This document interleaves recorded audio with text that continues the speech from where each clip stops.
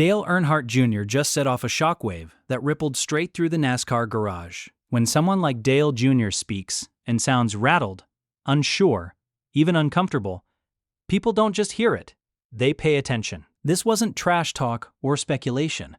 This was Dale Jr. openly saying that something doesn't feel right inside Joe Gibbs Racing.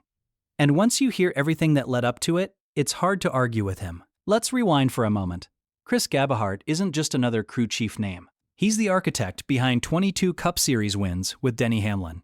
He helped deliver back-to-back Daytona 500 victories. Championship 4 appearances became routine under his watch. Success like that doesn't happen by accident. Gabehart was the strategist, the steady voice, the fixer when things went wrong. He was trusted at the highest level. That trust was so strong that Joe Gibbs Racing removed him from the pit box and promoted him to director of competition last year. That role isn't symbolic. It shapes the organization's future. It determines how the team evolves, how it gains speed, and how it stays ahead of everyone else. And then, without warning, he was gone. No goodbye, no thank you, no public acknowledgement, just silence. What made it even stranger was how the news surfaced. There was no official team statement, no announcement from JGR. Instead, reporter Jenna Fryer revealed it casually while standing outside a courthouse. Just like that, the news was out. Chris Gabehart had left Joe Gibbs Racing, and the silence afterward was deafening. Naturally, attention shifted to Denny Hamlin. 6 years together. Wins. History. When Hamlin was asked about Gabehart's exit, his response was simple. No comment. No praise. No appreciation. Just a door slammed shut. That's when Dale Earnhardt Jr. spoke up.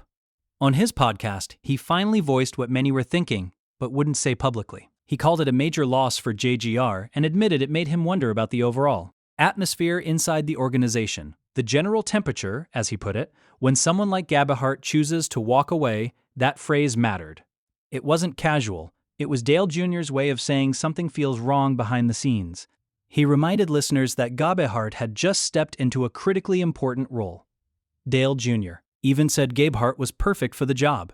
And yet, less than a year later, that same person was gone without explanation. Looking back, Gabehart wasn't only tied to Hamlin.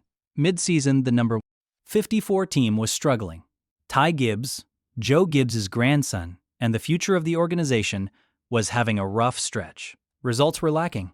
Momentum had vanished. That's when Gabehart stepped in, not officially as crew chief, but as a stabilizing force. Dale Jr. explained that the team found itself in a bind, and Gabehart essentially volunteered to help steer things back in the right direction. And it worked. Ty Gibbs quickly turned things around, winning the in-season challenge and $1 million bonus, followed by a runner-up finish in Chicago. Top 5s and top 10s followed. Confidence returned. That turnaround wasn't luck. It was Gabehart. But that's where the tension begins. Dale Jr. raised a critical point. Gabehart may not have wanted to step back into that role, but felt obligated to do so. That distinction matters. It suggests he was pulled away from his real responsibility, shaping the future, to handle immediate problems. You don't elevate someone to director of competition just to use them as a crisis manager. That's like hiring a general and assigning him to roadside repairs. It doesn't make sense. Then the rumors started. Word spread that Gabehart might land at Spire Motorsports, a smaller team, but one with resources, ambition, and freedom to build something new, a place where his ideas could flourish. But when Spire announced its crew chief lineup, his name was missing. Now, no one knows where Gabehart is headed.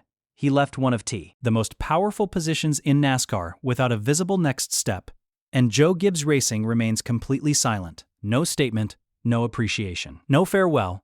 And when an organization that influential says nothing, that silence feels intentional. Instead of fading, the quiet grew heavier. That's where the second chapter of this story begins.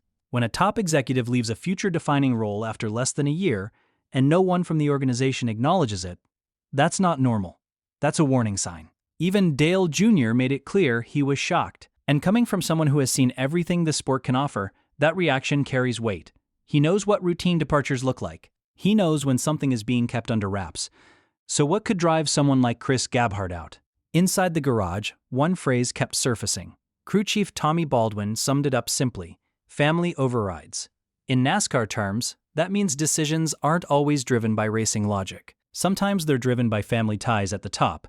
Suddenly, the situation starts to make uncomfortable sense. At the center of it all is Ty Gibbs, the heir apparent, the driver expected to carry the organization forward. But the reality is, Ty is still winless in the Cup Series. Speed flashes are there, but consistency hasn't followed. When things unraveled, it wasn't the system that fixed them, it was Gabehart. He stepped in, calmed the chaos, and guided Ty through a stretch that could have gone much worse. But how long does an elite leader accept being pulled away from his primary mission to protect a family investment? Dale Jr. hinted that Gabehart's director role should have taken priority over short-term fixes. In other words, Gabehart was meant to focus on long-term vision and innovation, not constant damage control. And maybe that constant tug-of-war is what finally broke things. Imagine being told you're shaping the next decade of a powerhouse organization, only to be repeatedly dragged back into the garage when things get uncomfortable. Imagine trying to make tough decisions while knowing some of them could be overridden for reasons unrelated to performance. That kind of pressure wears people down. That's how strong organizations begin to fracture. Not loudly, not all at once, but quietly, piece by piece. And here's the most telling part. There was no public thank you for Gabehart's 13 years with the team.